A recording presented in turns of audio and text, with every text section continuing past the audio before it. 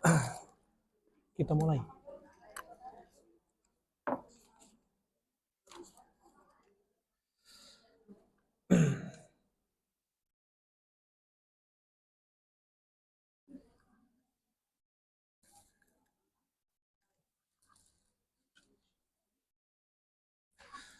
Bismillahirrahmanirrahim. Assalamualaikum warahmatullahi wabarakatuh. Alhamdulillah. Alhamdulillah wassalatu wassalamu ala nabiyyina Muhammadin sallallahu alaihi wa ala alihi wa ashabihi ajma'in. Amma ba'du. Alhamdulillah. Hadirat yang semoga Allah menjaga kita semua, jamaah MT Mafaza, sebagaimana dalam kajian rutin di Musala Al-Amir Jati Keramat dalam pembahasan kitab yang ada di hadapan kita dari syarah Ushulus Sittah. Dan sebelumnya kami ucapkan taqabbalallahu minna wa minkum salihah a'malana wa a'malakum wa a'malana wa a'malakunna jami'an. Semoga Allah terima semua amalan ibadah kita. Allah terima siam kita, qiyam kita, qiraah kita, dan semoga Allah mudahkan kita untuk mendapatkan Ramadan berikutnya. Pembahasan kita adalah pembahasan terakhir dari buku ini, dan sekali lagi buku ini termasuk pedoman tauhid bagi kita semua. Dari pembahasan-pembahasan yang telah lalu, dari usul yang pertama sampai yang terakhir, ya, dan yang terakhir ini karena pembahasannya sangat panjang, jadi langsung kita masuk usul yang keenam. Usul yang keenam, dan Anda tinggal mungkin mengulangi lagi dengan jamaah dari usul yang pertama sampai usul yang keenam. Biar materi ini tidak berlalu begitu saja, mungkin Anda adakan majelis khusus antara Anda, murajaah hanya sehari. Mungkin selesai hanya beberapa jam, ya, Anda membaca prinsip yang pertama sampai yang terakhir, saling berbagi faedah, apa yang ada dalam faedah dari apa yang disampaikan pengarang kitab rahimahullah ta'ala. Apalagi di zaman sekarang, zaman yang penuh fitnah, zaman yang penuh dengan fitnah. Imma fitnah yang terkait dengan tauhid, akidah. Banyak sekali manusia di zaman sekarang terjerumus dalam kesyirikan, dan hakikatnya mereka terjerumus dalam syubhat. Dan materi keenam ini bantahan untuk syubhat dari syaitan, syaitanul ins ataupun syaitanul jin. Dan kalau kita nggak membentengi kita dengan ilmu, maka kita gampang akan teracuni syubhat.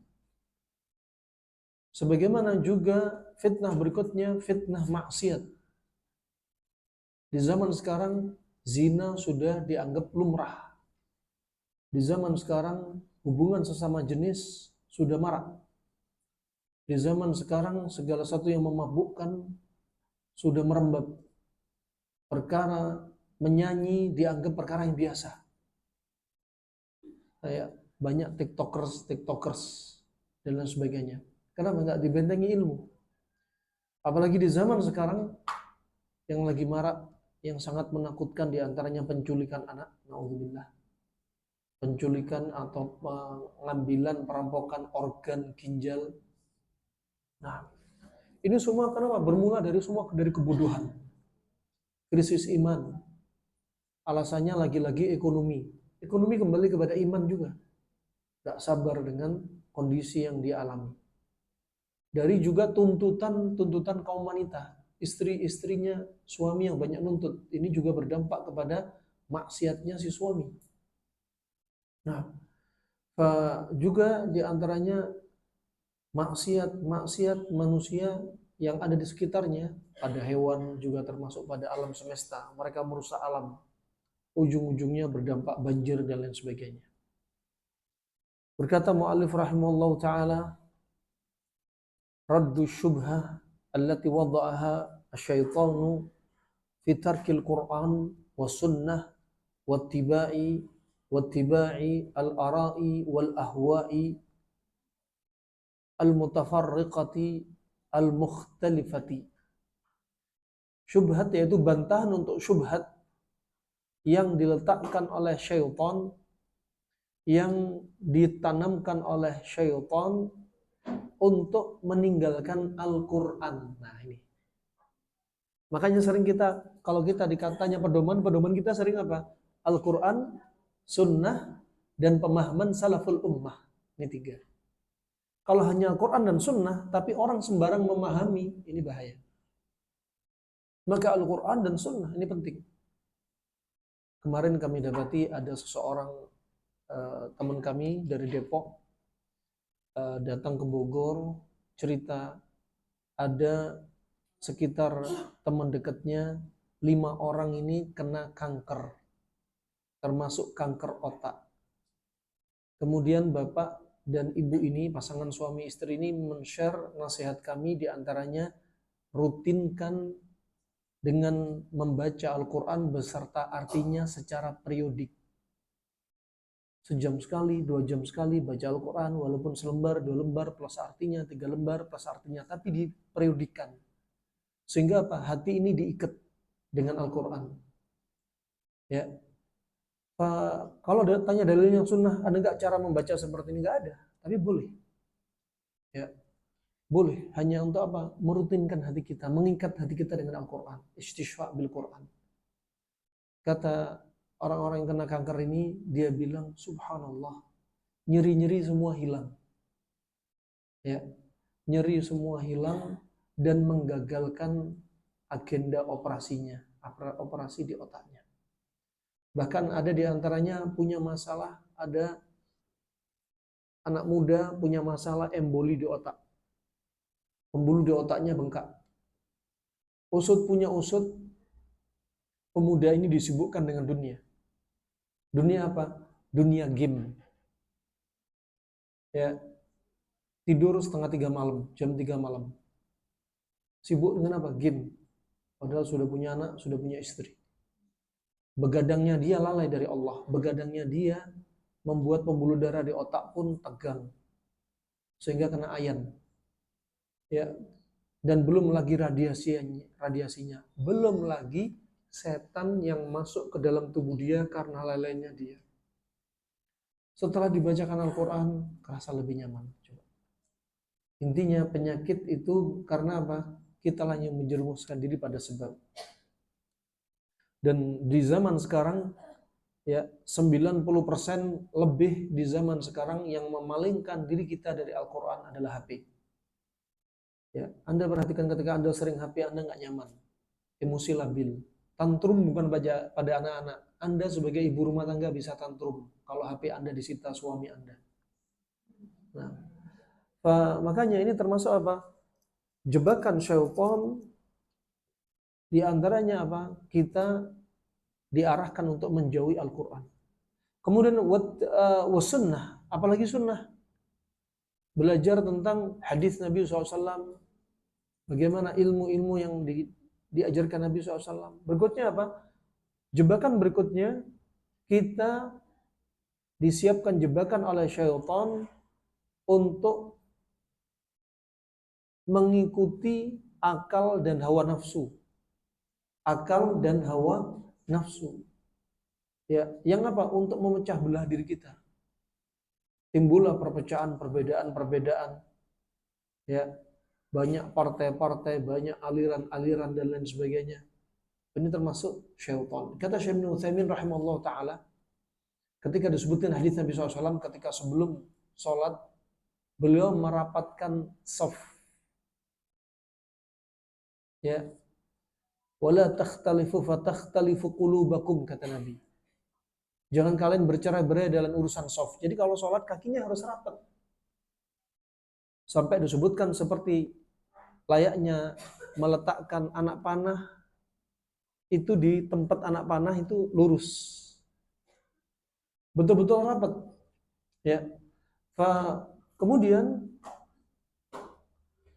kalau kita shafnya nggak rapat, maka apa? Fatakhtalifu qulubakum. Maka hati Anda akan bercerai-berai. Kata Syekh Ibnu Utsaimin rahimahullahu taala, awal pula penyebab kaum muslimat cerai-berai gara-gara apa? Ini. Sering kalau laki-laki wajib sholat di masjid berjamaah. Ya, ini shafnya wanita kalau memang harus sholat juga demikian, harus rapat juga. Kalau memang berjamaah. Penyebab dari cerai-berainya hati kaum muslimin karena dimulai dengan shafnya yang cerai-berai. Juga disebutkan ketika shaf cerai-berai, setan seperti anak kambing yang masuk nyelip di antara shaf-shaf. Tapi syubhat mereka apa coba? Mempermainkan hadis. Kata mereka apa? Kalau memang setan masuk di antara shaf kami, biarkan aja shafnya renggang, setan biar ikut sholat. Coba, bagaimana akal mereka coba? Menghina hadis Nabi Sallallahu Alaihi Wasallam. Dan Al-Quran dan Sunnah ini dikatakan mereka syubhat yang dimunculkan oleh syaitan, bahwasanya Al-Quran dan Sunnah ini la ya'rifuhuma illa al-mujtahid al-mutlaq. Bahwasanya orang yang hanya belajar Al-Quran dan Sunnah itu hanyalah al-mujtahid al-mutlaq. Nanti akan kita sebutkan. Kapan disebut mujtahid? Kapan kita boleh mengikut pendapat seseorang? Jadi ucapan ini, syubhat ini, kata penulis, ucapan ini akan membawa kepada Anda, sudah Anda nggak usah belajar ilmu Al-Quran, nggak usah belajar ilmu Sunnah. Yang boleh belajar ilmu Al-Quran dan Sunnah hanyalah al-mujtahid al-mutlaq.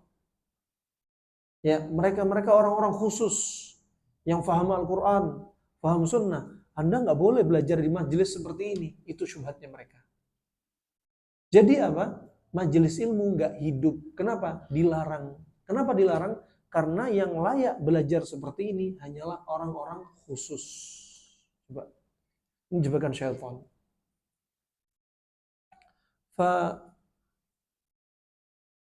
Al-mujtahid huwa al-mawsuf bikada wa kada awsafan la'allaha la tujad tamatan fi Abi Bakrin wa Umar. Bahkan mereka bilang, mujtahid ini orang-orang yang disifati ini dan itu dari beberapa sifat. Ya, bahkan seolah-olah sifat ini bisa-bisa nggak didapati pada Abu Bakar dan Umar. Coba. Akhirnya mereka, syubhat mereka apa? Bakal muncul di mana mereka, Umar Abu Bakar aja nggak paham ilmu Al-Quran, ilmu Sunnah. Ini penggembosan untuk seseorang belajar apa? Al-Quran dan As-Sunnah. Lalu terus kemudian siapa yang belajar? Ini tentu jadi masalah. Ya, tentu jadi masalah. Dan syubhat mereka juga ketika mereka mengatakan wa man talabal huda minhuma fahuwa imma zindiq wa imma majnun.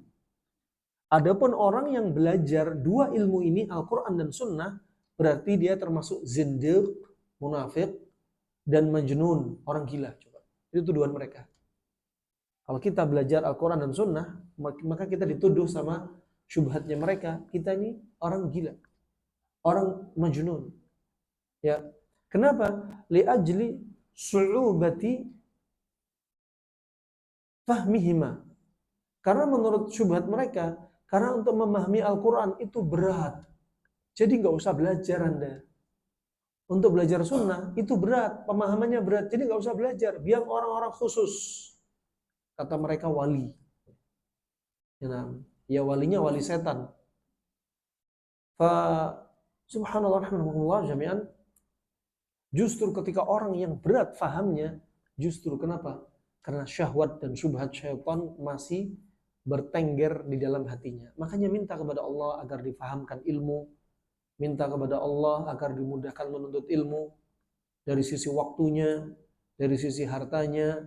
Anda dimudahkan untuk kaum wanita dari sisi diizini oleh suaminya untuk menuntut ilmu di sela-sela kesibukannya. Nah, fa ini rahmani wa rahimakumullah jami'an. Fa subhanallah wa bihamdih, kam bain Allah subhanahu bain Allah subhanahu syar'an wa qadaran, khalqan khalqan wa amran fi raddi hadhihi syubhah al-mal'unah min wujuhin syatta. Kam bayyana, sebenarnya seperti itu. Berapa banyak penjelasan datang dari Allah Subhanahu wa taala. Ini salah ketik di dalam bukunya ini. Ya. Berapa banyak penjelasan datang dari Allah Subhanahu wa taala secara penjelasan atau bantahan secara syariat, wa qadaran, syar'an wa qadaran, khalqan wa amran, ya, untuk membantah syubhat yang terlaknat ini. Syubhat yang tercela ini dari segala penjuru. Ya, dibantah secara daruriyah, amah. Baik orang bodoh pun, orang nggak punya ilmu pun bisa bantah syubhat ini. Ya. Bahkan orang gila pun, ya, orang gila pun coba dengar Al-Qur'an saja bisa sembuh. Lah ini orang waras ngakunya jangan baca Al-Qur'an, itu orang khusus. Nah, walakin aktsarun nasi la ya'lamun. Tapi orang banyak yang enggak tahu ketika karena jebakan seperti ini. Laqad haqqal qawlu ala aktsarihim fahum la yu'minun. Inna ja'alna fi a'naqihim aghlalan fahiya fil adqani muqmahun fahum muqmahun wa ja'alna min baini aydihim sadda wa min khalfihim sadda fa akshaynahum fahum la yubsirun wa sawa'un 'alaihim anzartahum am lam tunzirhum la yu'minun. Innama tunziru man ittaba'a dzikra wa khashiyar rahmana bil ghaib fabashshirhu bimaghfiratin wa ajrin karim. Fa muallif akhirnya menyebutkan firman Allah untuk mentadabburi. Surat apa tadi kira-kira? Hafal semua ada ya. Nah, karena dulu biasa yasinan. Nah, Allah sebutkan dalam surat Yasin ayat 7 sampai 11, sungguh pasti berlaku perkataan ketentuan Allah terhadap kebanyakan mereka. Terhadap kebanyakan mereka. Karena mereka tidak beriman, kami telah memasang belenggu di leher mereka. Nggak akan paham. Ditaruh belenggu oleh Allah di leher mereka. Nggak akan paham. Kenapa? Allah menghambat hidayah untuk mereka. Nah, demikian sebaliknya kalau Anda sudah dapat hidayah, ya Anda harus jaga. Anda dapat hidayah. Masya Allah jamaah di sini katakan dapat hidayah. Alhamdulillah sudah dapat hidayah. Anda dapat hidayah, ya jaga. Kalau hidayah nggak dijaga, hidayah akan lari dari diri Anda. Ya, afdhalun ni'mah ba'dal hidayah al-istiqamah. Sebaik-baik nikmat, seagung-agungnya nikmat setelah nikmat hidayah adalah Anda bisa istiqamah. Itu nikmat yang paling besar. Lalu tangan mereka diangkat ke dagu. Jadi lehernya dipasang belenggu, ya. Kenapa? Karena mereka nggak mau beriman. Kemudian tangannya ditaruh di dagu. Karena apa? Karena itu mereka tertengadah. Ya, tertengadah. Kami jadikan di hadapan dari depan dan di belakang mereka dinding. Serta kami tutupi mata mereka depan belakang dinding. Ya, leher dibelenggu, tangan di dagu sampai tertengadah. Kemudian apa? Kami tutup mata mereka sehingga tidak dapat melihat. Mata ditutup, kebayang. Ini kalau Allah tutup mereka. Ya. sama saja bagi mereka apakah engkau memberi peringatan ataukah tidak memberi peringatan. Kita kasih tahu nih orang-orang kayak gini, yang nggak beriman tadi, yang banyak syubhatnya. Dikasih nasihat, nggak nerima-nerima. Kenapa? Karena Allah berkehendak ditutupi sama Allah Subhanahu wa taala. Sehingga apa? Dia susah. Makanya hidayah itu ada dua. Ya, hidayah rusyd wa hidayah al-ilham wa taufiq. Anda hidayah bagi Anda sebagai seorang makhluk Allah, hamba Allah, Anda memberikan petunjuk hanya apa? Dengan cara menyampaikan. Punya suami masih suka bisnis riba. Anda nggak mau makan uang riba dari suami, Anda udah dapat hidayah. Mas, aku nggak mau nafkah darimu. Aku mending cari kerjaan lain. Aku nggak mau hatiku mati gara-gara uang harammu. Aku nggak mau anakku kena autis hiperaktif gara-gara makanan uang haram. Aku jaga diriku dan anakku dari makanan uang haram. Misal. Subhanallah, ini termasuk apa? Hidayah. Apa? Anda memberikan hidayah dari sisi apa? Penjelasan, bayan. Ya. Kalau nggak petunjuk Anda yang Anda sampaikan ini nggak diterima, ya sudah, nggak usah dipaksa. Wong dia masih dibelenggu lehernya, wong tangannya masih tertengadah, bikin mikir terus, ngelamun nggak jelas dapat apa, depannya tembok, belakangnya tembok, Anda kasih nasihat dia nggak nyambung-nyambung, ya sudah. Nabi SAW berdakwah kepada pamannya Abu Talib sampai menjelang sakratul mautnya.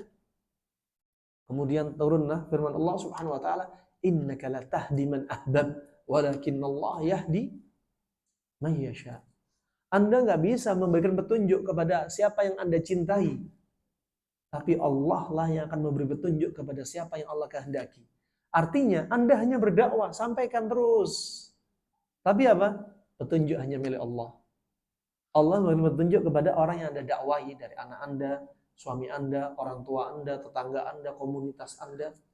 Ini rahmani wa rahmakumullah jami'an. Peringatan ataukah tidak memberi peringatan, Anda ingetin atau enggak Anda ingetin, mereka enggak akan beriman. Sungguh engkau hanya memberi peringatan kepada orang-orang yang mau mengikuti peringatan dan takut kepada Zat yang Maha Pemurah, walaupun dia tidak melihatnya. Ya. Tapi kalau sudah hati dia tergerak, dikasih peringatan, sudah ada iman, walaupun nggak melihat Allah, dia dengar nasihat, dia langsung beriman. Anda di sini nggak melihat Allah, tapi Anda diperintah, itulah namanya iman, dan Anda mengiyakan, melakukan segala amalan dari lubuk hati Anda dengan ikhlas, menafikan segala wujud kesyirikan.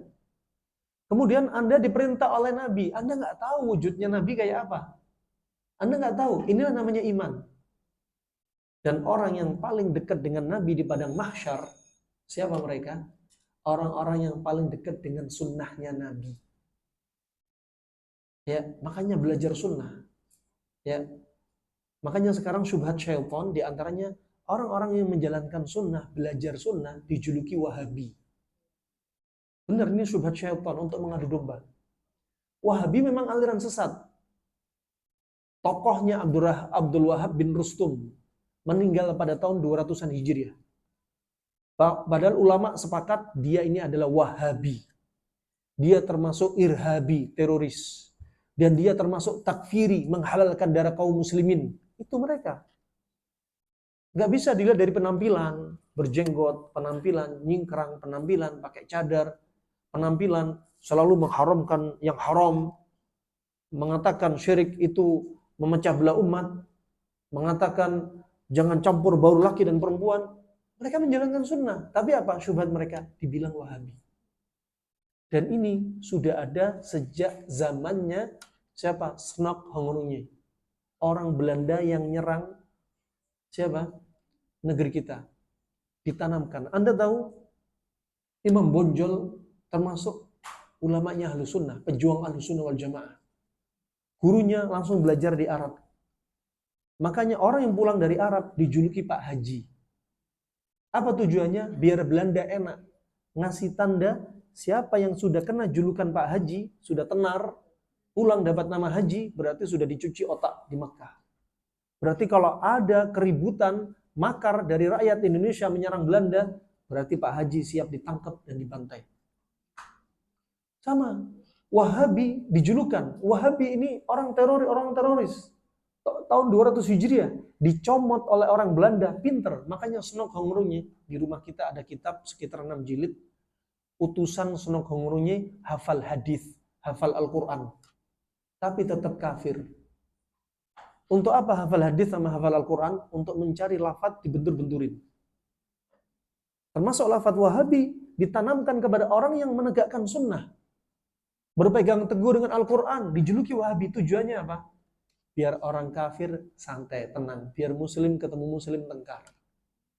Nah, bodohnya kita kalau kita termasuk orang-orang yang gampang diprovokasi. Makanya bermula dari soft, gak mau dirapetin, Allah akan cerai berikan hati mereka. Fatakhtalifu qulubakum. Nah, ini pelajaran. Hadis Nabi lengkap. Dari hadis ini pun kami terapkan kepada ilmu pengobatan sama. Agama itu mudah, jangan dibikin susah. Inna hadzal din yusr wa la yushaddad din ahadun illa ghalabah. Barang siapa yang bikin agama itu berat, Anda membebani diri Anda dengan amalan yang enggak diajarkan Nabi, itu berat. Anda sendiri akan kalah. Sama. Kami praktekkan hadis-hadis Nabi, sunnah-sunnah juga, ternyata sama. Untuk sehat itu mudah, demi Allah mudah. Kalau Anda tahu caranya. Allah jadikan penyakit sebenarnya gampang untuk sembuh. Kalau ada penyakit kanker 4 tahun nggak sembuh-sembuh, di kemo, udah hentikan kemonya, Anda nggak move on. Ternyata sebab kankernya adalah dendamnya si ibu ini kepada suaminya. Dendamnya si ibu kepada bapak ibunya, orang tuanya sendiri.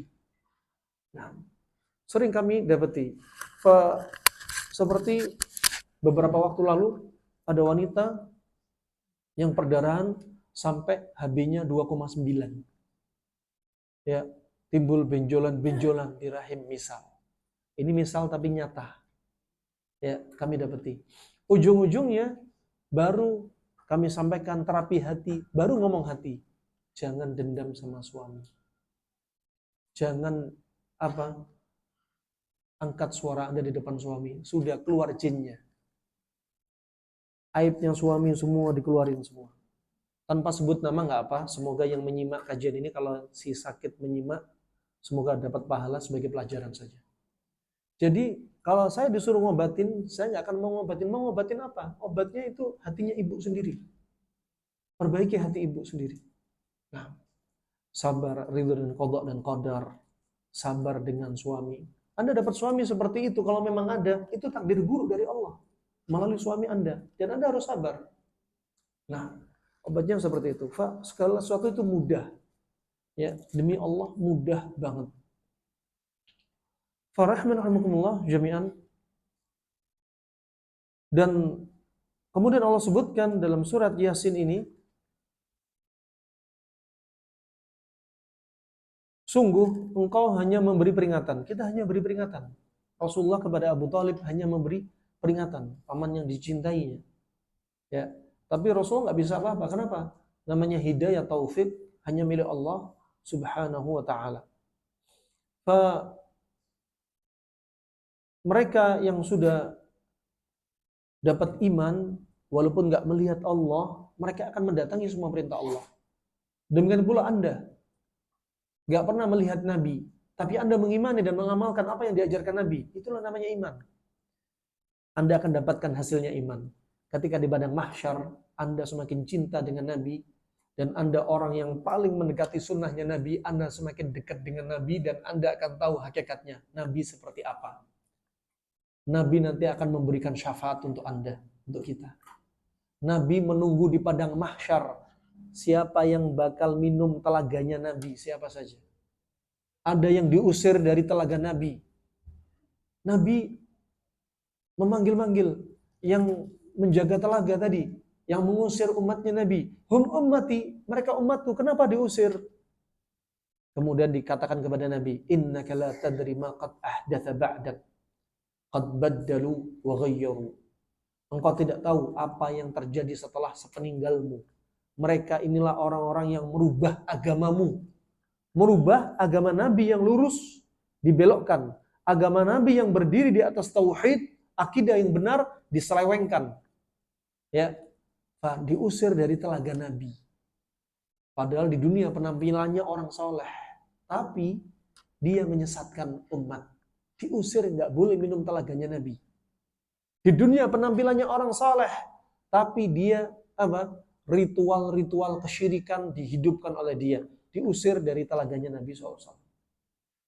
Ini rahmani wa rahmakumullah jami'an. Begitu pula di jannah Anda juga akan diberi kekuatan untuk bisa melihat Allah. Ketika belum tegak hari kiamat, nggak ada yang bisa melihat Allah. Nabi Musa alaihissalam sampai pingsan, gunung pun goncang. Ya, Nabi Muhammad ketika Isra Mi'raj di Sidratul Muntaha bersama malaikat Jibril nggak bisa melihat Allah. Ada hijab di antara mereka dan hijabnya cahaya. Seandainya hijab ini diangkat akan terbakar apa yang ada di hadapan Allah Subhanahu wa taala. Tapi di jannah Anda bisa melihat Allah Subhanahu wa taala. Lilladzina ahsanul husna wa ziyadah. Bagi mereka yang berbuat al-husna, berbuat amal baik, bagi mereka akan dapat apa? Bagi mereka yang berbuat baik, lilladzina ahsanu, berbuat amalan kebaikan, mereka akan dapat al-husna. Al-husna itu surga. Wa ziyadah, kata Ibnu Abbas, tambahan dari surga, nikmat surga, yaitu apa? Melihat wajah Allah. Ini puncak nikmat. Puncak-puncak nikmat bukan Anda mendapat istana. Bukan Anda mendapat kamar yang transparan. Bukan Anda manusia biasa ternyata jadi ratunya bidadari di jannah. Bukan itu. Tapi nikmat, puncak nikmat ketika Anda sudah berhasil melihat wajah Allah. Inilah namanya iman. Kita nggak pernah melihat Allah, melakukan apa yang Allah perintah, melakukan apa yang Nabi perintah, kita nggak pernah melihat Nabi, tapi ini iman. Dan nanti Anda merasakan hasilnya. Di dunia, kaum lelaki nggak boleh pakai pakaian sutra. Wanita boleh. Kenapa? Karena di jannah ada sutra yang tebal dan tipis disediakan untuk penghuni surga. Di dunia, laki-laki nggak boleh pakai cincin emas, perhiasan emas, perak. Ya, di surga disiapkan. Di dunia kita nggak boleh makan dari bejana, piring, emas, dan perak. Gelas perak, emas. Nggak boleh. Di surga disiapin. Karena apa? Itu bejananya orang kafir di dunia. Nanti bejana kita emas. Di dunia nggak boleh berzina. Ya, laki-laki di dunia disiapkan satu harinya 2 bidadari. Nah, di surga, di dunia kita nggak boleh minum khamr. Disiapin di surga khamr yang tidak menutup akal, rasanya lezat. Di dunia kamu laki-laki nggak boleh potong jenggot. Anda yang punya suami, jangan potong jenggotnya. Nabi sudah bersabda, "A'ful lihya wa qassyush syarib." Biarkan jenggot Anda tumbuh. Ini kata perintah bukan? Perintah apa bukan? Perintah. Biarkan jenggot kalian tumbuh dan potonglah kumis kalian. Khilaf tentang jenggot cuma 2, antara wajib dan sunnah. Nggak ada hukumnya jenggot haram, hukumnya jenggot makruh, hukumnya jenggot mubah. Laki-laki itu jenggotan. Ya, makanya Anda jangan sering lihat nonton drakor. Pengen suami mulus nggak punya jenggot. Nah, pengennya putih, glowing, dan lain sebagainya. Laki-laki itu jenggotan. Nah, dan di jannah kita nggak ada kumis, nggak ada jenggot, bersih. Nah, ini rahimahumullah jami'an. Anda apa? Berlelah-lelahan di dunia. Huffatil jannah bil makari wa huffatin nar bi syahwat. Anda capek di dunia, capek jadi istri, nyuci piring, melayani suami, ngerawat anak, jaga rumah.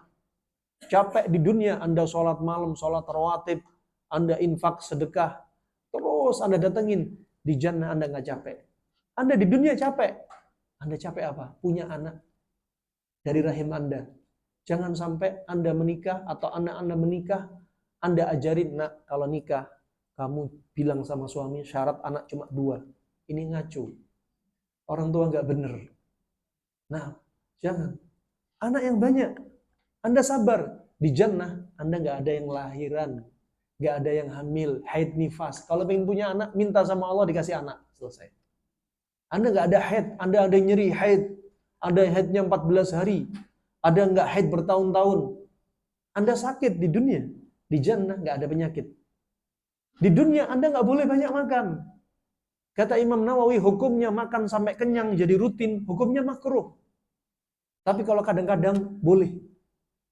Nabi SAW bersabda, Inna aktsaran nasi syab'an fid dunya atwaluhum ju'an yaumal qiyamah. Orang yang makannya selalu sampai kenyang, banyak makan, di dunia selalu banyak makan, gak pernah puasa, nanti di padang mahsyar, laparnya paling panjang. Makanya kita ada puasa, makan jangan terlalu banyak, jangan terlalu sering. Kalau terlalu banyak, terlalu sering, balasannya di padang mahsyar, satu hari itu 50.000 tahun. Lapar terus. Ya, Anda lapar di sini dengan puasa, nggak banyak makan. Lihat ketika Ramadan, Anda kenapa rajin ibadah, enteng mendatangi ibadah, karena Anda nggak banyak makan. Sahur mencukupkan kurma, buka itu aja. Salat taraweh, masya Allah. Anda kuat rajin ibadah. Kenapa? Pertama niat. Kemudian Anda nggak boleh berbuat maksiat. Karena lapar bukan puasa bukan hanya menjaga lapar dan dahaga, tapi lebih dari itu. Tetapi buktinya dengan lapar, Anda dijauhkan dari syahwat mata, syahwat kemaluan, ya, dan syahwat syaitaniyah. Ini rahimahumullah jami'an. Fadi jannah Anda makan kayak apapun, tidak ada ceritanya kenyang. Puas terus, mau makan berapa jumlahnya bebas. Kalau sekarang Anda puasa sudah ngayal, nanti buka puasa pokoknya makan, buka puasanya sirup, terus buka puasanya kelamut, es doger, terus ada gorengan, kemudian maghribnya nanti makan ini, ujung-ujungnya Anda ngayal kayak gitu, paling cuma satu piring udah selesai. Tapi di jannah Anda mau makan berapa, bebas. Itu pun di dunia kalau Anda banyak makan, BAB bermasalah, BAK bermasalah. Semakin banyak makan, bau keringat semakin busuk. Bau ketek semakin ajaib. Ya. Kemudian sering kalau tidur ngorok. Ini kebanyakan makan semua. Ya, gampang sendawa, gampang kentut, muncul penyakit kolesterol, asam urat, ya kencing manis dan lain sebagainya. Di jannah nggak ada penyakit. Anda makan banyak, nggak ada Anda BAK, BAB, buang air kecil, buang air besar nggak ada. Nggak ada Anda keringat bau busuk, nggak ada.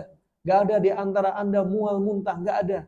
Nggak ada haid nifas. Yang ada, makanan yang Anda makan bakal diekskresi. Apa ekskresinya? Keringat baunya wangi. Ya Allah. Hanya sabar di dunia. Nah, juga demikian Anda misalnya disakiti hati Anda sama kaum suami. Ya sabar. Nah, Anda sabar. Sabar Anda panjang. Jangan bilang, aku sabar ada batasnya, Mas. Kamu sudah menyakiti hatiku. Dipukul, ditampar suaminya, na'udzubillah. Yang di-chatting, ancaman pedes dan lain sebagainya. Yang nggak boleh ketemu anak, hati-hati. Karena surga Anda di sini. Makanya semakin Anda menjadi orang bertauhid, Anda akan semakin menjadi orang yang semakin taat. Anda akan menjadi orang yang semakin baik. Semakin kita bodoh, semakin terjerumus dalam kesyirikan, kemaksiatan, pembunuhan, kedoliman, semua. Sumbernya maksiat adalah kejahilan. Ya, ini jangan putus asa Anda semua untuk apa? Sabar menuntut ilmu. Karena inti dari menuntut ilmu adalah melepas dari diri kita segala wujud kebodohan. Akhirnya dikatakan oleh pensyarah yaitu Syekh Ibnu Utsaimin, ya, dari penukilan muallif Syekh Muhammad bin Abdul Wahhab An-Najdi At-Tamimi, ya, akhiruhu disebutkan, penulis mengatakan akhirnya segala puji bagi Allah, yaitu pengarang Syekh Muhammad bin Abdul Wahhab An-Najdi At-Tamimi, Rabb semesta alam, segala puji bagi Allah. Semoga Allah melimpahkan rahmat dan kedamaian yang banyak kepada penghulu kita, Nabi Muhammad, serta kepada sallallahu alaihi wasallam, serta kepada keluarga dan para sahabat hingga hari pembalasan. Juga nasihat untuk ibu-ibu, diantaranya hati-hati kaum wanita, ya. Sering kami dapati ibu-ibu apalagi di Jabodetabek ini khas, yang kadang jarang didapati daerah yang lain. Kenapa? Sudah jadi kebiasaan. Sudah jadi kebiasaan. Kebiasaan apa? Kebiasaan komunitasnya. Ya, kebiasaan komunitasnya. Dari kebiasaan apa? Kebiasaan pamer. Ya, pamer apa? Pamer hijab. Pamer apa? Pamer tas, pamer sepatu, pamer mobil, pamer kendaraan, sampai ada pamer suami, bikin status. Akhirnya saya dapat, saya bikin waktu itu ada kajian kita diedit, ya sekarang yang sampai yang nonton di Instagram sampai 1,5 juta, dan yang nonton orang-orang awam. Oh benar, ternyata ada ya, Nabi kita ngajarkan ya, kita nggak boleh diantaranya pamer kemesraan, terus nggak boleh diantaranya ya pamer-pamer, artinya kemudian apa, potensi kena ain. Subhanallah, yang terjadi akhirnya banyak di antara mereka yang akhirnya mengatakan, setelah saya pamer status, ada ini yang online, ada yang offline, pamer kemesraan di depan teman-temannya. Ya, pulang sampai rumah tengkar, sampai kata istrinya di komennya, sampai kami hampir cerai. Gitu. Nah, dan mereka masih banyak yang nggak percaya. Ya, kemudian ada yang nasihat dari saya pribadi mengingatkan kepada jamaah, ya, untuk meninggalkan kebiasaan diantaranya gengsi-gengsian, ya, pamer hijab yang kadang harganya jutaan, merek-merek tertentu jangan sampai. Ya, artinya mungkin Anda pakai sah-sah saja, cuma hati-hati, kadang bawa penyakit hati. Intinya bukan pakaiannya, intinya pertama hatinya. Anda pakai mobil mewah pun, motor mewah, yang penting hatinya. Kemudian pakai hijab, mungkin Anda pakai tas dan lain sebagainya, pakai jam. Ya, yang Anda perhatikan hati-hati, hati ini jangan sampai membuat diri kita sombong. Ya, perhatikan hadis Nabi SAW, bainama rajulun yamshi fi hullatin tu'jibuhu nafsuhu murajjilun jummatahu id khasafallahu bihi al-ard fahuwa yatajaljal fiha ila yaumil qiyamah. Hadis ini riwayat Abi Hurairah, dari Abu Hurairah, disahkan Syalbani dalam Sahihul Jami', dikeluarkan oleh Imam Bukhari, Imam Muslim. Ini bukan hanya untuk laki-laki, juga untuk kaum wanita. Ada orang yang berjalan di muka bumi dalam keadaan pakaiannya dia yang membuat dia ujub. Pakaian dia bikin dia ujub. Ima itu pakaian profesi, ini loh profesi saya. Atau jabatan, ini loh saya pakaian orang berkedudukan tinggi. Atau pakaian Anda, pakaian yang punya merek harga mahal. Baik hijab, handphone, tangan, pakai jam tangan, sepatu, hati-hati semua. Saya gemes banget kalau lihat kayak gini, tak ajak ibu semua ke Palestina, ke Suriah kalau perlu. Gak ada merek di sana. Gemes gitu. Karena ini ngeracuni keluarga kita semua. Nah, subhanallah, ya, mereka tu'jibuhu nafsu. Akhirnya bikin ujub. Jalan sudah lain. Gara-gara penampilannya, jalannya lenggang ngangkungnya sudah lain. Yang mereknya biasa, jalannya lain. Yang mereknya mahal, jalannya agak lain. Beda kelas. Kalau duduk kajian, nyari yang selevel. Subhanallah, Allah penyakit hati. Jebakan setan juga. Murajjilun jummatah. Kemudian kalau laki-laki nih, rambutnya disisir terus. Biar apa? Nih, gue ini yang paling cakep. Ini contoh aja pada kasus contoh laki-laki. Pengen apa? Pengen dipandang lain dari lain. Sehingga dia ujub. Ini saja, yang seperti ini saja. Coba ikopnya seperti apa? Allah akan tenggelamkan dia. Kapan? Ketika di kuburan. Ini kuburan, dalamnya 1,5 sampai 2 meter, dalamnya, panjangnya Anda tahu sendiri, dalamnya 2 meteran Anda tahu sendiri, luasnya Anda tahu sendiri. Ketika masuk kuburan, orang-orang macam kayak gini, setelah ditanyai malaikat mungkar dan nakir, nanti masih ada banyak yang makan uang riba. Ini di kuburan nih. nanti renang dari sungai dari darah, nunggu di tepian, ditunggu malaikat, malaikat bawa batu besar dilemparin ke kepalanya, belum neraka. Yang dari bangun ya sampai tidur lagi isinya suka, dusta, ngefitnah, disiapkan. Ini masih di kuburan. Mulutnya dirobek dari atas sampai tengkuk. Keluar darah. Masih di kuburan. Nah, kebayang di kuburan berapa lama? Nabi SAW usia cuma 63 tahun. Abu Bakar 63. Umar 63. Ali bin Abi Thalib 63. Tapi mereka 1400 tahun lebih mendapat nikmat di kuburan. Lah gimana kalau usia kita cuma sedikit? Di kuburan kita tahu berapa tahun sampai hari kiamat ditegakkan. Kalau orang sudah dapat siksa seperti ini, bakal ketahuan nanti di padang mahsyar bakal berat. Neraka di hadapan mata dia. Itu sudah alamat. Makanya ketika orang yang meninggal yang dipikul di kuburan, meninggal dalam keadaan dia baik, dia akan berkata, qaddimuni, cepat sampaikan aku ke kuburan. Yang di kuburan cepat pengen ditegakkan hari kiamat. Kenapa? Tahu mendapat nikmat. Tempat duduk dia di surga kelihatan di kuburan. Tapi kalau dia sudah nyawanya jelek, ruhnya dia jelek, mau dibawa kemana aku? Kalau sudah tahu disiksa, tolong jangan tegakkan hari kiamat. Kenapa? Karena dia tahu nanti hari kiamat lebih parah lagi. Ini rahmatullah.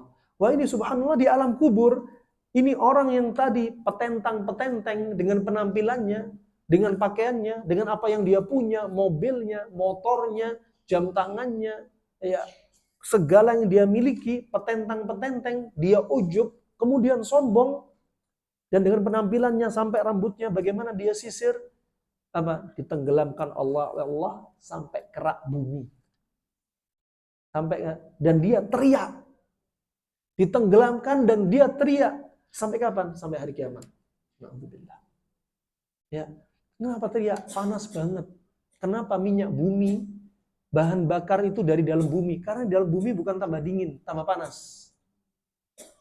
Ya, di bumi ada yang panas, itu panasnya ya, makanya para dokter menyebutkan luka bakar itu ada 2 jenis. Luka bakar karena panas, luka bakar karena dingin. Luka bakar karena panas, Anda sudah tahu semua. Luka bakar karena dingin, ada yang ngasih contoh? Kenapa? Kenapa, Bu? Bukan. Ketika Anda kena LPG, pernah nggak? Dinginnya gas LPG. Anda sedikit langsung seperti melepuh, seperti luka bakar. Di neraka nanti, neraka menghembuskan 2 nafas. Nafas panas, nafas dingin. Dan itu pun membakar dua-duanya. Nasallallahu alaihi. Ini sebagai tadabbur untuk saya pribadi dan untuk jamaah yang hadir di sini. Kemudian berikutnya, karena ini pembahasan terakhir kita dari kitab ini, perkataan pengarang kata Syekh Ibnu Utsaimin ini untuk membantah syubhat yang dibuat oleh setan dalam meninggalkan Al-Quran dan As-Sunnah serta dalam mengikuti berbagai pendapat dan hawa nafsu yang berbeda-beda serta berselisih. Dan ijtihad secara bahasa artinya mencurahkan usaha sekuat tenaga untuk menangkap perkara yang sulit. Ini namanya ijtihad. Kan tadi bilang syubhatnya. Ya, orang yang boleh belajar Al-Quran dan Sunnah itu hanya mujtahid mutlak. Artinya orang memahami sesuatu yang sulit saja. Hanya orang cerdas saja. Hanya levelnya wali menurut mereka. Sehingga orang biasa kayak kita nggak usah menuntut ilmu agama dari Al-Quran dan Sunnah. Itu syubhat. Ya. Sedangkan ijtihad menurut istilah adalah mencurahkan usaha sekuat tenaga untuk memahami hukum syar'i. Orang yang melakukan ijtihad ini memiliki sekian banyak syarat. Syarat yang pertama, dia harus tahu dalil. Dalil syar'i yang dibutuhkan dalam melakukan ijtihad. Seperti apa? Al-Quran dan Sunnah dia harus tahu. Hafal, tahu, ya, paham, pernah belajar dengan ilmunya yang bersanad, ya, ilmu yang jelas, kitab-kitabnya juga jelas. Ini syaratnya ijtihad. Ya. Bukan seperti yang mereka maksudkan. Maksudnya ijtihad adalah orang-orang tertentu, wali misalkan, atau orang yang cerdas punya makom khusus, ya, atau turunannya habaib yang boleh belajar. Ya, seperti itu. Nah, inna akramakum indallahi atqakum. Orang yang paling takwa di antara Anda di sisi Allah adalah orang yang paling dimuliakan di sisi Allah adalah orang yang bertakwa di antara Anda. Bukan harus jalur habaib, ya, bukan harus ada level julukan ustadz, syekh, tapi orang yang bertakwa. Bukan harus orang Arab, bukan. Ya, Anda dapati ada orang Arab, salah satu contoh aja orang Arab berbuat maksiat, Anda orang Indonesia, tapi taat, ya, tentunya dilihat oleh Allah bukan Arab nggak Arabnya, tapi apa? Taatnya Anda. Yang paling dimuliakan adalah orang yang taat di sisi Allah Subhanahu wa taala. Yang kedua, mengetahui hal yang berkaitan dengan kesahihan dan kedhaifan hadis. Ya, mengetahui ilmu hadis, mengetahui sanad, rijal hadis, ini syarat kedua. Ini orang nggak tahu agama, asal aja bilang dia mujtahid. Ya. Makanya ada syarat-syaratnya. Berat untuk jadi syarat mujtahid. Untuk bisa berijtihad. Kemudian yang ketiga, mengetahui nasikh dan mansukh. Mengetahui ini Al-Quran, ayat dengan ayat yang lainnya, hukumnya gimana? Ya, hadis ini gimana? Mana yang menghapuskan hukum yang sebelumnya? Ya, mana yang dihapus hukumnya? Dia harus tahu. Duluan mana hadisnya? Duluan mana kisahnya? Sehingga bisa dihukumi antara nasikh dan mansukh. Kemudian yang keempat, mengetahui faktor di dalam dalil yang mempengaruhi perbedaan hukum. Ya, seperti takhsis, taqyid, ya, atau sebaliknya ta'mim. Dia harus tahu ini hukumnya apa, ini pengkhususan, ini muqayyad, ya. Ini dia harus tahu. Kemudian mengetahui, yang kelima, mengetahui aspek bahasa dan usul fikih yang berhubungan dengan petunjuk atau makna lafal seperti ain, seperti am dan khas, am umum dan khas itu khusus. Dia harus tahu mana yang umum, mana yang khusus. Contoh ya, dalam ilmu pengobatan Tibun Nabawi, contoh saja, alaikum bihadil habdi sauda fa inna dawa min kulli da illa sam.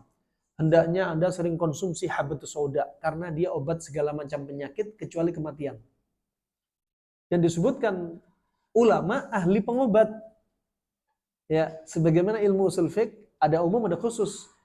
Kata mereka, kata di antaranya Al-Khattabi, juga Suyuti, juga Ibnu Qayyim mengatakan hadal hadis lafzuhu al-umum urida bihi al-khusus. Hadis ini umum tapi diinginkan padanya kekhususan. Contoh, habatus sauda untuk obat segala macam penyakit itu umum. Tapi yang diinginkan khusus, yaitu penyakit yang sifatnya dingin. Kenapa? Karena habatus sauda sifatnya panas, kering. Berarti cocok dilawankan untuk yang dingin, lembab atau dingin. Bisa difahami? Ini contoh. Ya, seperti pula hadis tungkahul mar'ah li arba, wanita dinikahi karena 4 hal. Ya, 4 hal ini bukan bermaksud mutlak. Yufidu al-hasr, memberikan makna pembatasan wanita dinikahi karena 4 saja, bukan. Ada unsur yang lain. Ya, mungkin ada unsur yang lain. 4 ini disebutkan Nabi karena apa? Orang Arab seringnya nikah karena 4 hal. Adapun ada hal yang lain, boleh-boleh saja nikah karena apa? Menikahi wanita karena kasihan. Boleh-boleh saja. Ya, kasihan dia sendirian misalkan. Ada sebab yang lain. Atau mungkin dia punya keutamaan khusus misal. Ini keluar dari 4 misalnya. Enggak hanya 4 saja. Ini ada apa? Ada sebab. Dan rata-rata Nabi menikahi wanita ada maksudnya. Dan maksudnya diantaranya untuk maslahat umat. Bukan hanya Nabi menggebu-gebu poligami, bukan. Tapi ada maslahat. Seperti Nabi menikahi Sofia bintu Huyai. Sampai akhirnya gara-gara menikahi Sofia yang dia wanita yang cantik. Dan dia pendek. Cantik, pendek. Aisyah cemburu. Sampai Aisyah mengatakan, itulah wanita yang pendek. Ya, cemburu di antara istri-istri Nabi. Ya, kemudian kata Nabi SAW, hati-hati ya Aisyah. Ucapan kamu ini seandainya ditetesin ke lautan, laut bisa jadi hitam. Bahaya. Ya. Ini istri satu tapi sama cemburu sama tetangga, cemburu sama mertua perempuan, laki-lakinya ngasih uang ke mertuanya yang perempuan, istrinya cemburu. Nah, ada aja, mau istri satu, istri banyak, sama aja masalah. Ya.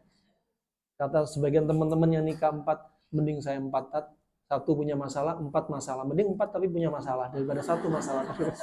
Nah, yang bagus itu mau 1 mau 4 nggak banyak masalah.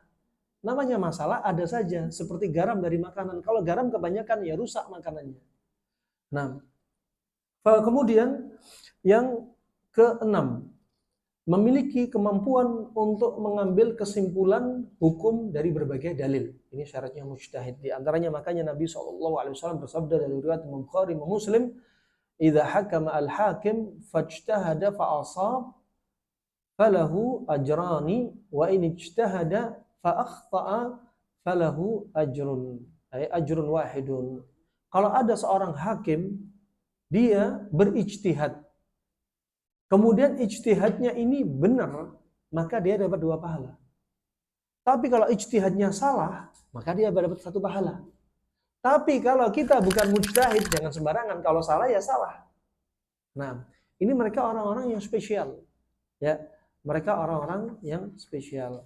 Karena ada syarat-syarat yang berat perlu didatangi. Kemudian berikutnya, boleh gak Anda taklid? Apa artinya taklid, ibu-ibu? Membebek, ya, fanatik. Anda misalkan ada beberapa ustadz yang diundang. Anda ikut kajian ke sana kemari. Dan Anda nggak boleh taklid kepada guru Anda. Karena ibu-ibu ini hatinya paling lemah. Kalau sudah senang sama ustadz, ustadznya salah, dinasihatin ustadz lain. Aduh, ustadz ini kenapa jelekin ustadzku sih? Mainnya perasaan, kita jangan pakai perasaan, ngomongnya pakai dalil. Kalau ustadznya salah, ya sudah salahin. Ustadz itu bisa berubah-ubah. Zaman, waktu bisa merubah kondisi mereka. Semoga Allah kokohkan kita semua. Ya. Bisa berubah, ada ustadz berubah karena ini, karena itu. Berubah, tapi kalau dalil nggak akan pernah berubah. Makanya kembalinya kepada dalil Al-Quran dan As-Sunnah. Ya. Kalau Anda fanatik, artinya apa? Fanatik ini al-asabiyah tu'mal basar wal basirah. Mata hati Anda dan mata Anda sudah buta kalau Anda karena fanatik. Gurunya salah, pokoknya nggak mau tahu. Pokoknya dia guru saya. Ini fanatik. Gurunya mengajarkan amalan yang nggak benar, sudah ngikut aja membebek. Ini fanatik. Ini nggak boleh. Makanya Ibnu Qayyim dalam kitabnya dalam Nuniyah dia berkata, ilmu adalah mengetahui petunjuk berdasarkan dalil. Hal itu berbeda dengan taklid. Ya.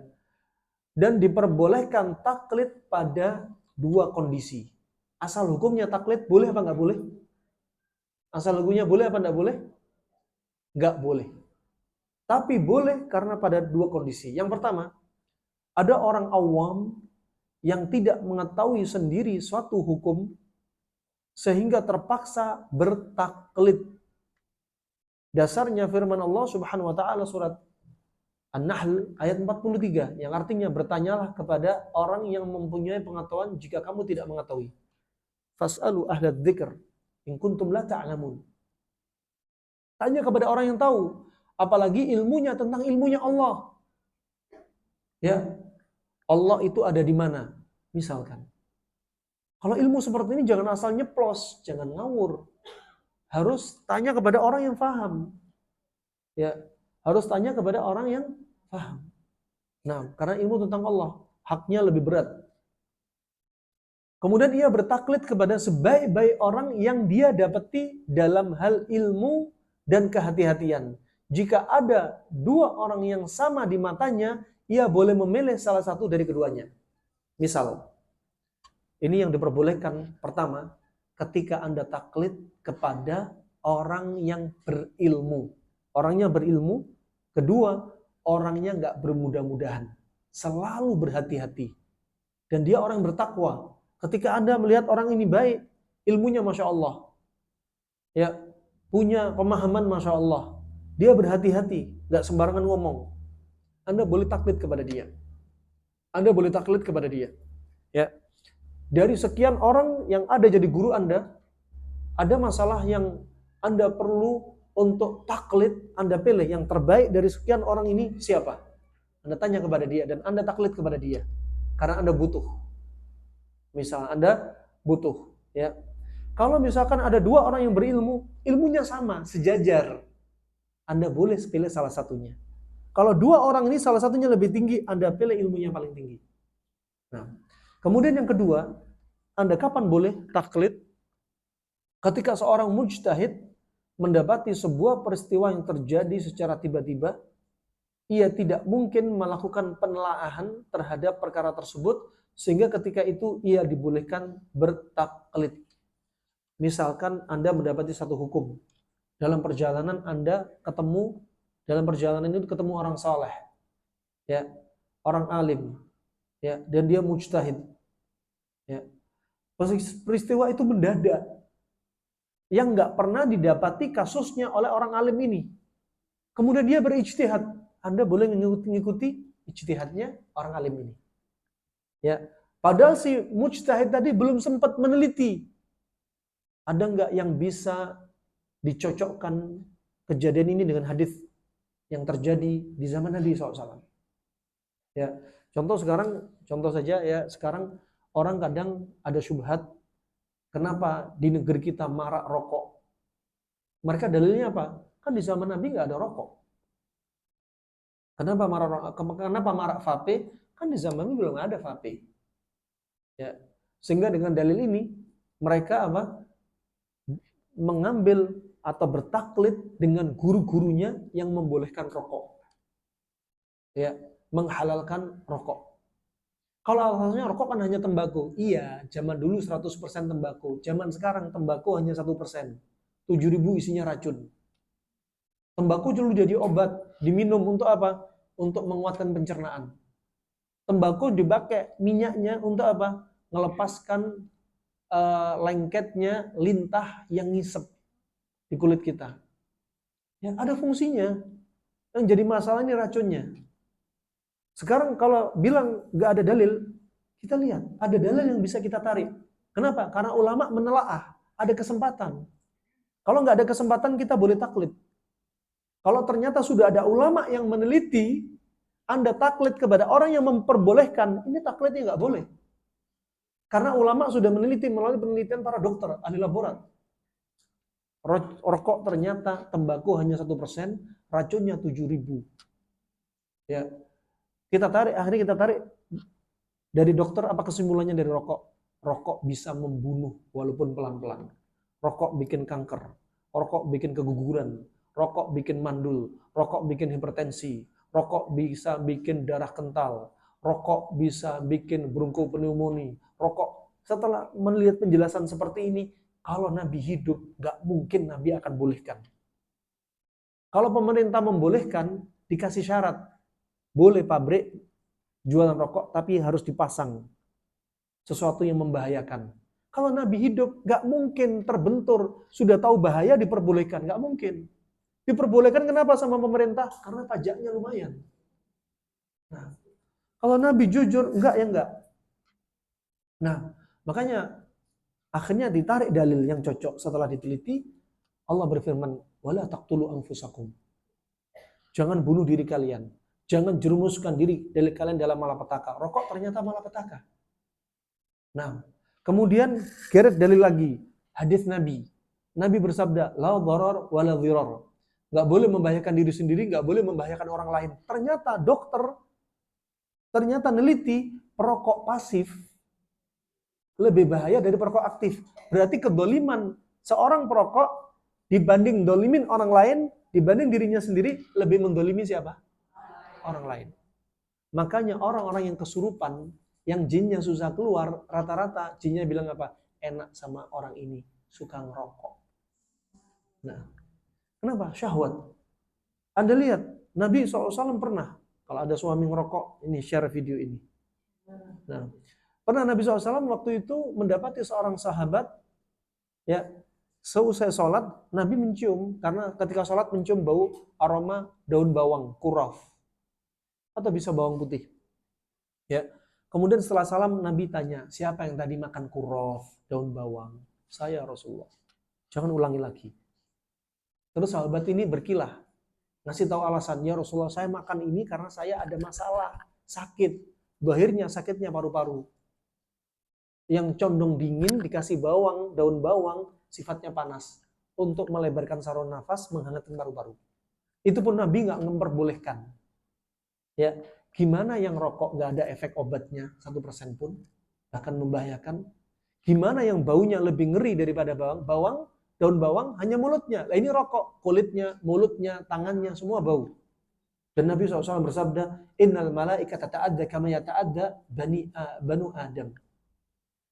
Malaikat merasa terganggu sebagaimana anak Adam terganggu. Malaikat terganggu. Makanya orang yang bau rokok gak mau dideketin malaikat. Yang paling deket paling malaikat pencabut nyawa, malaikat mungkar nakir. Ya. Malaikat yang lainnya malas deket-deket. Ya. Nah, apalagi ngerokoknya kamar mandi. Sudah baunya nggak enak, malaikat nggak ada di kamar mandi. Yang masuk kamar mandi paling malaikat penyakit nyawa, ya, nggak perlu ketok pintu. Farahmatullah jami'an. Ini diantaranya. Ya, bahkan rokok membahayakan orang lain lebih besar. Berarti dia zalim. Ya, terapi untuk melepas candu rokok. Ada yang tahu terapinya apa? Ada yang pernah nyoba? Nah, suami Anda masih ada yang rokok? Nggak usah dijawab. Ya. Nah, ada yang pakai apa? Ada yang pakai propolis, permen cengkeh, ada yang dibekam di kepalanya, ada yang difasdu, ya. Tapi obat yang paling manjur tobat. Selesai. Kalau sudah tobat ditambahi ruqyah, ajaib banget. Pernah berkali-kali kami dapati orang-orang rokok yang sudah candu, dia bilang, "Tat, saya mau berhenti rokok, tapi kenapa ya? Berat banget." Ya kalau berat berarti setannya udah kuat, Pak. Ya. Coba Bapak ngakui rokok ini baik apa nggak baik? Ya nggak baik sih, saya tahu. Dolim apa nggak dolim? Dolim, Tat. Dolimin orang, Tat. Nah, bahkan ada anak kecil disebutkan dalam penelitian dokter, ada anak kecil baby di bawah 1 tahun meninggal. Setelah dilakukan penelitian oleh ahli forensik, ternyata anak ini paru-parunya isinya asap rokok. Ibunya sama bapaknya dipanggil sama dokter. Ini semua gara-gara si bapak. Kata bapaknya berkilah, enggak dok, saya kalau ngerokok mesti di luar. Dalam rumah saya nggak pernah ngerokok. Gimana bu, bener nggak? Bapak bohong nggak? Bener dok. Oh berarti asap rokok yang nempel pada baju bapak, bapak gendong si bayi, itu asap di bajunya diisep sama si bayi, sampai menyebabkan kematian. Ada nikotin dari rokok, ditetesin di ruangan tertutup, anjing dimasukkan, tidak ada disisakan ruangan ventilasi, 5 menit saja anjing sudah tewas. Nah, dibilang ini masih halal. Ya. Dulu memang mubah. Kenapa? Karena belum diteliti dan dulu cuma tembakau. Terus naik makruh. Kenapa? Karena rokoknya mulai berubah. Naik makruh kenapa? Penelitian sudah menunjukkan dia bahaya.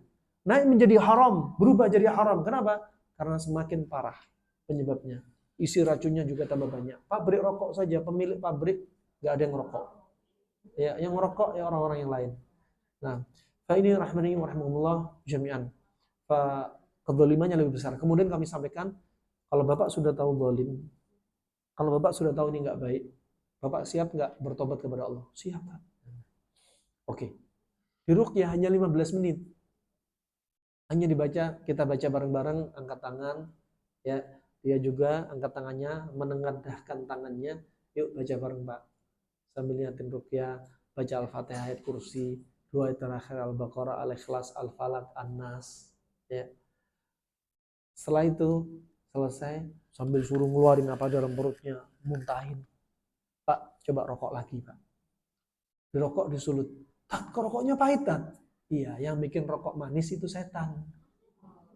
Inna nafsa la'amaratun bisu. Jiwa ini selalu bisikan kepada keburukan. Setan selalu mengindahkan amalan-amalan maksiat. Kok pahit, Tat? Iya, Bapak sudah sadar sekarang. Rokok itu nggak ada manis-manisnya. Nah, coba kalau ada suami Anda yang masih ngerokok. Ya. Sepertinya ini saja yang bisa kami sampaikan ya pada kesempatan kali ini. Mungkin ada pertanyaan, dipersilahkan.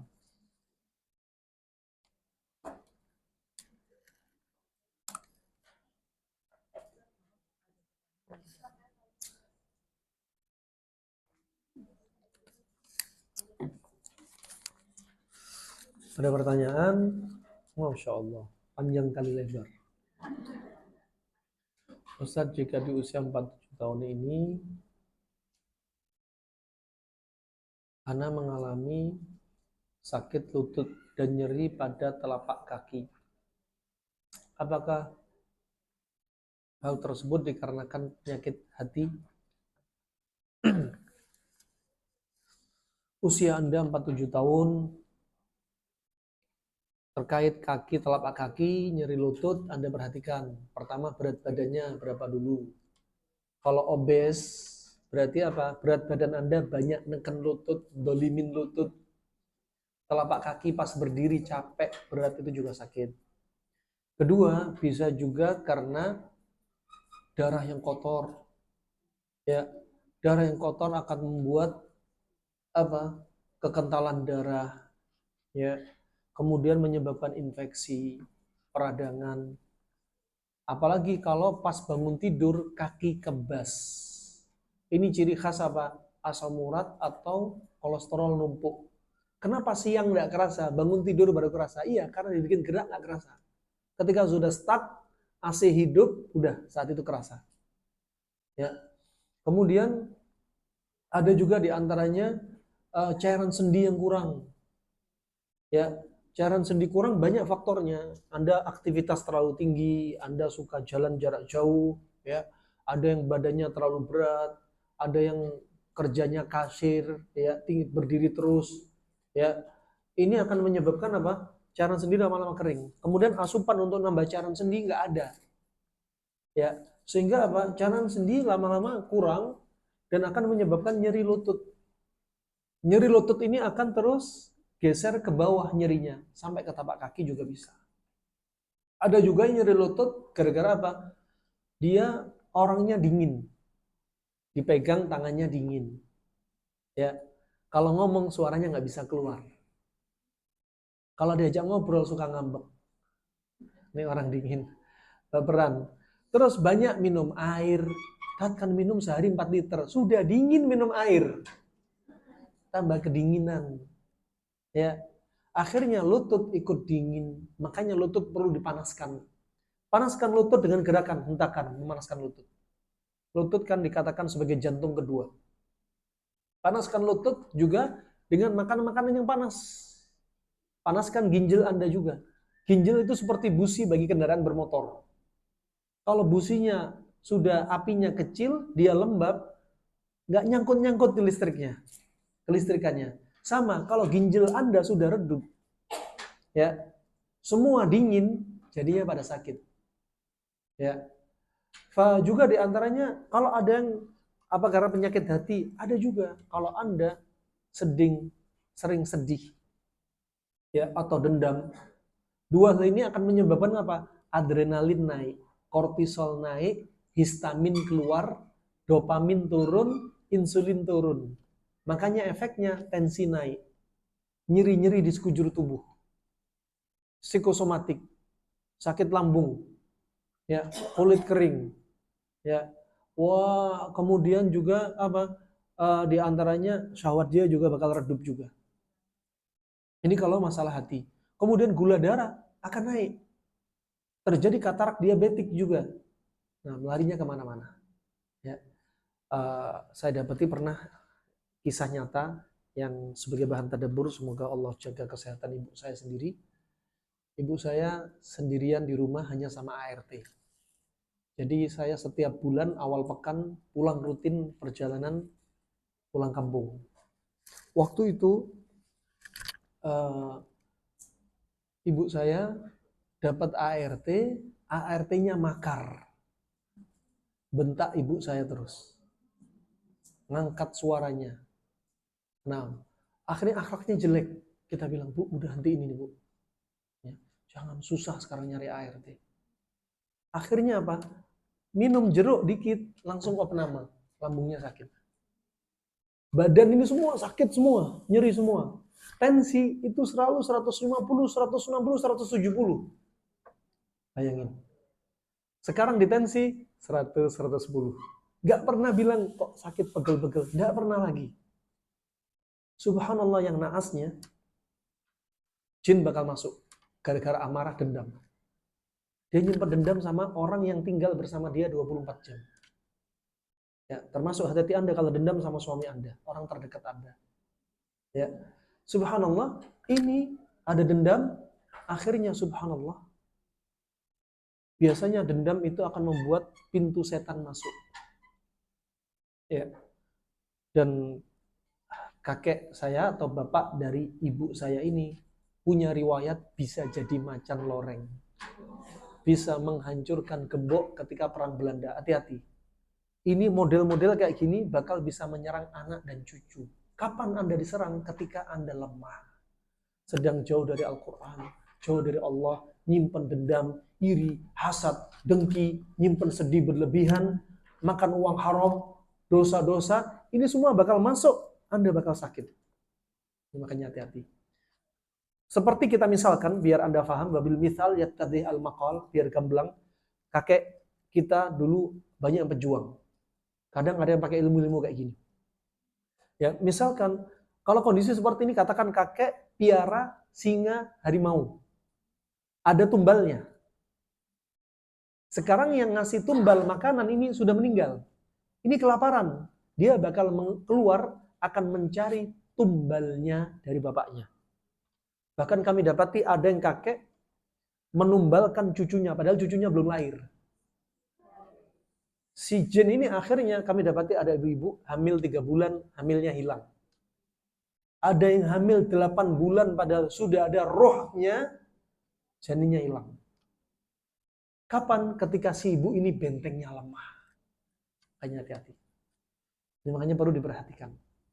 Akhirnya ibu saya waktu itu keluar kamar mandi, ya, terpelanting kepleset, ya, sampai ini robek lututnya, kayak nggak wajar, ya, karena nyimpen tadi.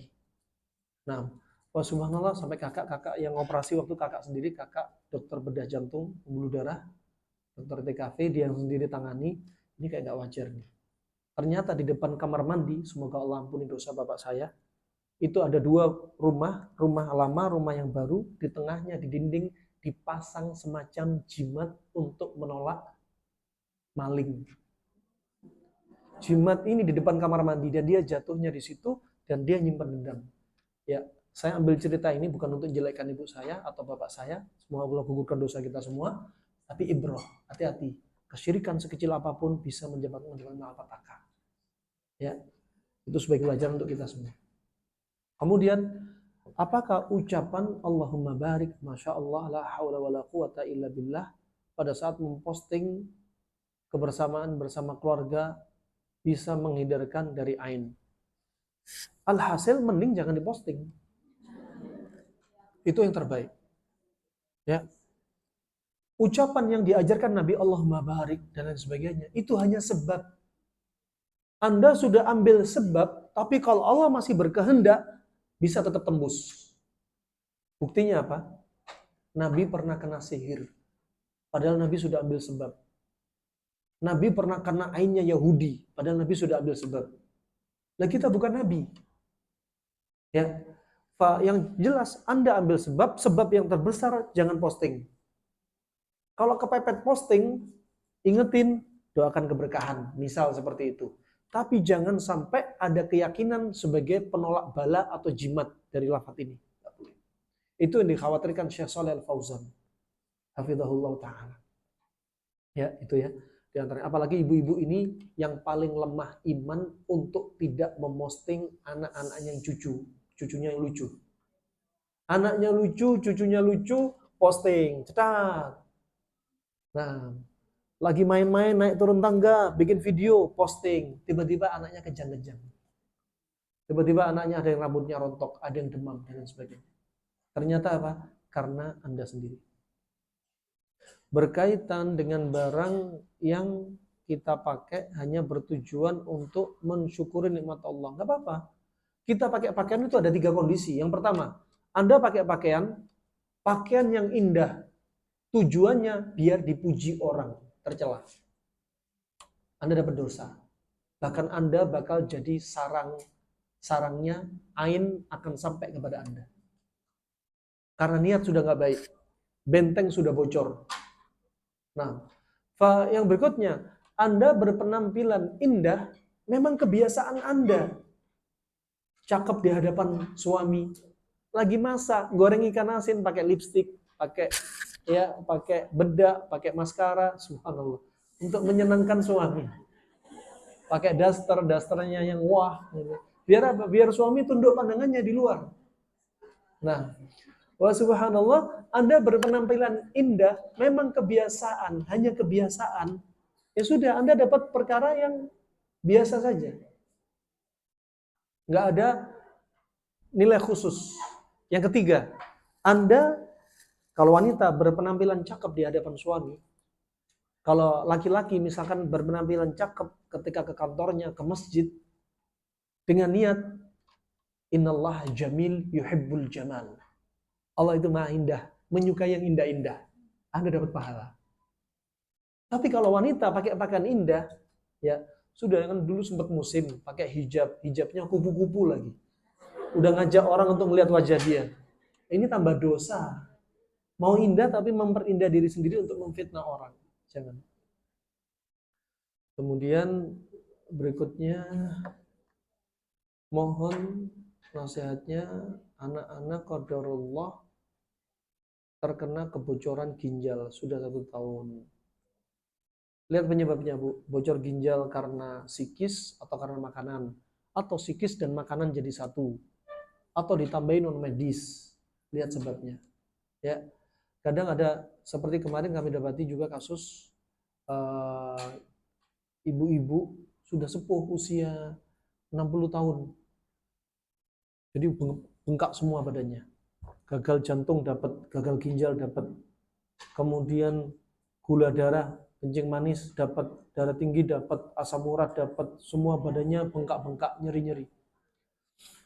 Ternyata riwayat apa? Ibu-ibu ini biasa minum teh kemasan. Nah, kena semua. Lihat sebabnya. Kalau memang karena makanan, ya perbaiki makanannya. Karena hakikat obat itu bukan konsen kepada penyakit, konsen kepada sebab. Stop sebabnya. Ada juga yang gagal ginjal gara-gara apa?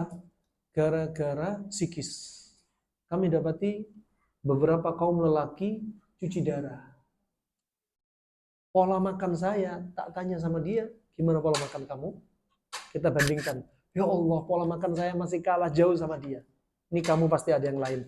Gimana kamu sama istri kamu? Nah ini Tat, Ana nggak bisa didik istri Ana Tat. Dia kalau ngomong mencak-mencak, dia ngatur saya. Nah berarti gagal ginjal gara-gara psikis. Gara-gara psikis. Ya, ginjalnya lemah. Ya, ginjalnya lemah. Ada juga kasus non medis. Gara-gara jin nasab juga bisa. Ada yang karena sihir. Pernah kami dapati, ada teman kami di Sulawesi, di daerah Kendari, mengeluhkan ada orang seperti masalah ginjalnya bermasalah. Ya, GFR-nya sudah drop, daya saring ginjal drop. Setelah di ronsen, di ginjalnya ada keris. Nah, jadi apa? Perlu ditegakkan diagnosa. Ini karena apa? Juga sering begadang, hati-hati, ginjal bakal lemah. Ginjal bisa mengalami penebalan sebagaimana empedu mengalami penebalan. Ya. Saya belum punya keturunan 7 tahun. Untuk pertanyaan ini, ya ini juga ada masalah payudara, masalah head nggak teratur, satu paket. Ya, punya benjolan payudara, headnya nggak teratur, headnya nyeri, lama nggak punya anak, ya satu paket. Anda lihat, sekali lagi bisa sebabnya karena makanan. Makanan kalau bikin darah kotor akan menyebabkan air mani Anda, ovum Anda nggak sehat. Ini menurut Asuyuti. Psikis. Kalau Anda stres, darah bakal kental, air mani bakal mati, ovum Anda bakal mati. Bahkan bisa menyebabkan salfingitis. Tuba falopi juga menyempit, ovarium bisa mengecil. Ya, ovum juga bisa mati. Kemudian berikutnya ada yang sebabnya non medis. Seperti jin nasab. Kadang gara-gara jin nasab, ada kasus dari kakek tadi, bapak atau kakek, ada wanita pengen nikah, bertahun-tahun gak nikah-nikah. Sampai kami dapati ada ibu usia 51 tahun, puluhan kali ta'aruf, nggak dapat nggak nikah. Padahal ibu ini cakep, tinggi, manis, tapi nggak nikah. Kenapa? Setan yang bikin. Ya. Kemudian berikutnya, kalau sudah nikah, dibikin mandul, nggak punya anak. Sampai ada yang dibikin sudah hamil, anaknya dibawa kabur janinnya sama jin nasab. Sampai segitunya. Ya, makanya solusi bagi kita, bentengi diri kita. Banyak bertakwa kepada Allah Subhanahu wa taala. Orang yang selamat dunia akhirat, ya orang yang paling berpegang teguh dengan Al-Qur'an dan Sunnah dengan pemahaman salaful ummah. Ini pertanyaan terakhir.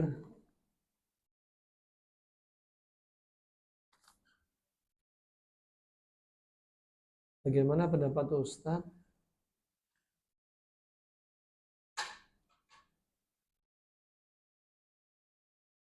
ini yang belum dapat jodoh kali, belum dapat jodoh. Sama, sudah dijawab barusan, seperti barusan. Ya.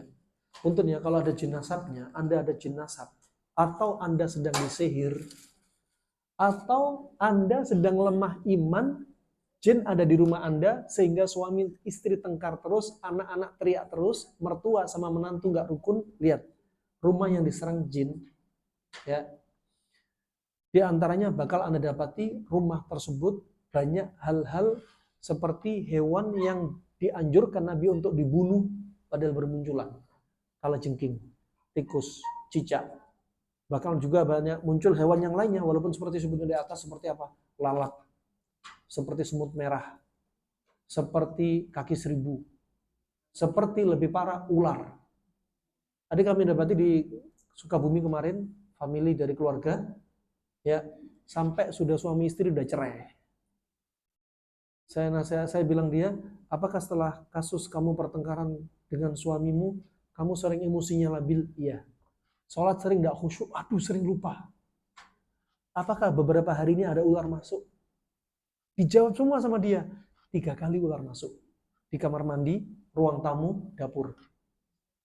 Nah, apakah ada bau-bau busuk? Iya, muncul bau busuk dari sana. Apakah ada kebocoran rumah? Gak wajar. Dibetulin bocor, betulin bocor. Ini juga. Apakah banyak keretakan? Retak di teras tuh, retak semua. Ini auranya jin. Ada di rumah tersebut. Sihir mencari berikan suami istri ternyata kena. Nah, itu saja, semoga jadi bekal kita semua. Semoga Allah selamatkan kita semua ya. Kalau Anda merasa nggak nyaman, emosi Anda labil sama suami, ya, sama anak, Anda sholat sering nggak khusyuk, rumah Anda banyak seperti ini, terus gempur dengan Al-Quran. Baca Al-Quran terus, zikir pagi petang jangan lewat. Ya, itu saja yang bisa saya sampaikan. Semoga Allah jaga kita semua dari segala keburukan. Ya Allah jaga kita dari gangguan syaitan, ins ataupun jin, dan semoga Allah istiqomahkan kita di atas al-haq. Allah wafatkan kita dalam keadaan husnul khatimah. Berikutnya tidak tahu, kembali kepada moderator, buku apa yang mau dibahas atau stop aja nggak usah kajian, kembali kepada beliau. Dan kembali kepada beliau, punya kuasa. Itu saja bisa kami sampaikan. Wabillahi taufiq wal hidayah. Ya, saya katakan ibu-ibu, inni uhibbukum fillah. Saya cinta Anda karena Allah. Ya. Subhanallah, tanggal merah Anda masih mau kajian, itu Masya Allah.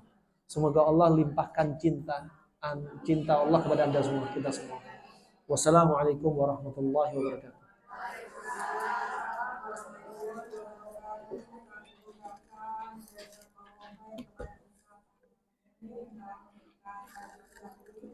Mudah-mudahan